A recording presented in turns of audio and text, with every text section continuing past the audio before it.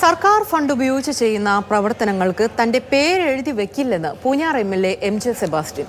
ഇത് സംബന്ധിച്ച് കളക്ടർക്ക് കത്ത് നൽകിയിട്ടുണ്ടെന്ന് MLA മാതൃഭൂമി ന്യൂസിനോട് പറഞ്ഞു. ഞാൻ MLA ഫണ്ട് കൊടുക്കുമ്പോൾ പ്രത്യേകം പറഞ്ഞിട്ടുണ്ട്, ദയവീത് എന്റെ പേര് അതിൽ എഴുതി വെച്ചേക്കല്ലേ.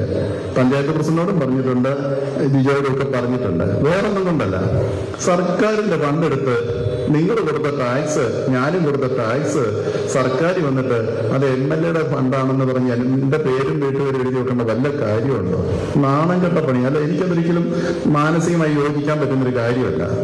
MLA ഫണ്ട് വെച്ച് എന്തെങ്കിലും ചെയ്തിട്ട് അതിൽ തന്റെ പേരെഴുതി വെക്കുന്ന നാണം കെട്ട പരിപാടി ഞാൻ ചെയ്യില്ല എന്ന് പറഞ്ഞ പൂഞ്ഞാർ MLA MJ സെബാസ്റ്റ്യന്റെ വാക്കുകളാണ് നമ്മളിപ്പോൾ കേട്ടത്. എന്തായാലും MLA നമുക്കിപ്പം ചേരുകയാണ്. ഉറച്ച തീരുമാനമായിരുന്നു? 100% ഉറച്ച തീരുമാനമാണ്. ഒരു കാരണവശാലും MLA ഫണ്ട് ഉപയോഗിച്ച് ചെയ്യുമ്പം അതിൻ്റെ അകത്ത് ആ MLAയുടെ പേര് വെക്കുന്ന നടപടി ശരിയല്ല. അതിൻ്റെ കാരണം ഗവൺമെൻറ് ഫണ്ടാണ്. ആ ഗവൺമെൻറ് ഫണ്ട് ഉപയോഗിക്കുമ്പം അത് നിങ്ങളും ഞാനും കൊടുത്ത ടാക്സാണ്. അതിൻ്റെ അകത്ത് ഒരു MLA എന്നുള്ള വ്യക്തി ഒരു ഉപാധി മാത്രമേ ഉള്ളൂ ആ ഫണ്ട് കൊടുക്കുന്നതിനുള്ള. അതല്ലാതെ അതിനു വേണ്ടി MLA സ്വന്തം നിലയ്ക്ക് കൈക്കാശ് എടുത്ത് മുടക്കി ചെയ്യുന്നതാണ് പേര് വെക്കുന്നതിന് കുഴപ്പമൊന്നുമില്ല. തീരുമാനം നടപ്പിലാവണമെങ്കിൽ ഒരു നിയമ തടസ്സമൊന്നുമില്ല. കാരണം എൻ്റെ പേര് വെക്കണ്ടെന്ന് എഴുതി കൊടുത്ത കളക്ടർക്ക് സ്വാഭാവികമായിട്ട് വെക്കണ്ട. ഇപ്പം കാരണം ഗവൺമെൻറ് ഫണ്ടെന്ന് വയ്ക്കാം, അല്ലെ MLA ഫണ്ടെന്ന് പോലും വെക്കാൻ എനിക്ക് താല്പര്യമില്ല. അത് അവരുടെ വ്യക്തിപരമായ കാര്യമാണ്.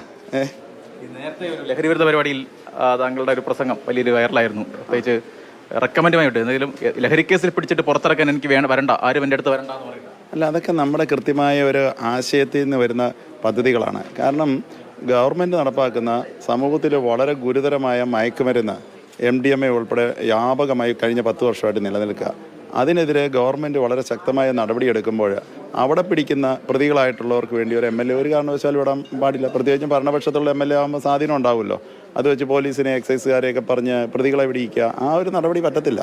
കാരണം സമൂഹം ക്ലീനപ്പ് ചെയ്യണമെന്നുണ്ടെങ്കിൽ, ലോ ആൻഡ് ഓർഡർ കീപ്പ് ചെയ്യണമെന്നുണ്ടെങ്കിൽ നിങ്ങളും എനിക്കും ഈ ലോകത്തുള്ള ആർക്കും ജീവിക്കണമെങ്കിൽ ലോ ആൻഡ് ഓർഡർ ക്ലിയർ ആയിരിക്കണം.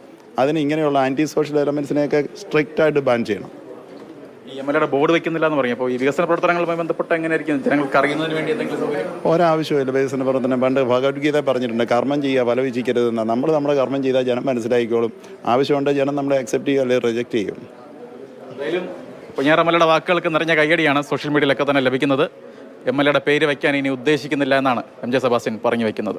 കോട്ടയത്ത് നിന്ന് ജബൻ തേക്കടിക്കൊപ്പം ഷിനോദ് ST, മാതൃഭൂമി ന്യൂസ്.